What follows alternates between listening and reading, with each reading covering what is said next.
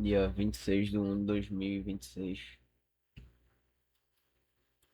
Fiz 3 operações no dia de hoje.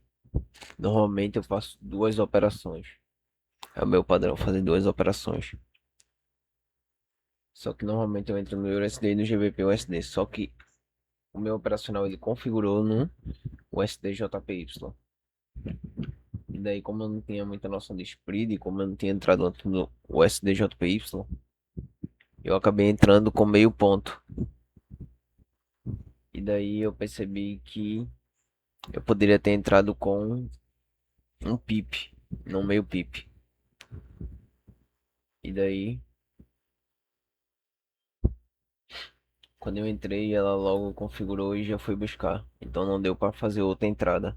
Então aqui foi um risco de US$ 10 para o retorno de US$ 20.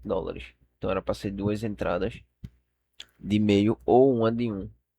Só que eu não consegui fazer a segunda entrada porque o gráfico já se moveu rápido. Então bateu o primeiro take. E daí, ok, US$ 20 foi a primeira. Win. Depois eu vim aqui no GBP USD. Sim, análise do STJPY. Macro tendência de alta. Veio buscar lá a região de SMT ali. E fez 2 velinhas. Conforme o padrão. Então entrei comprado. Só que aqui. Eu entrei bem aqui porque eu acho que eu não estava analisando antes essa operação não. Eu tinha analisado a macro. Só que eu não estava prestando muita atenção aqui na operação. Então eu entrei comprado aqui um pouco depois.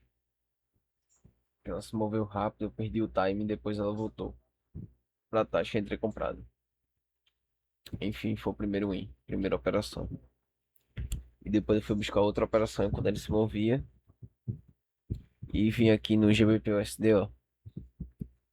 Macro tendência forte de baixa. O que é que o gráfico fez? Ele veio aqui, eu acreditei que ele poderia romper essa macro e fazer uma tendência aqui de alta, continuar. Só que o que é que ele fez? Ele pegou essa região aqui de resistência, subiu, pegou ali, ó, o topo do SMT do canal de baixa, fez o falso rompimento, voltou para a região, fez ali o reteste após o falso rompimento, uma, duas velas entrei vendido. Só que o gráfico estava tão volátil que ele me jogou um pouco mais embaixo. Então, aqui também o gráfico me jogou um pouco mais embaixo e acabei entrando com $1 e $40. E aqui o topo, né, o meu stop que fica acima do topo, ele ficava em $10, então eu deveria fazer 2 operações de um e colocar ali em cima do último topo. Só que também o gráfico estava volátil e foi logo buscar. Então não consegui entrar novamente. Tudo bem. Tive o mesmo estado mental, foi take.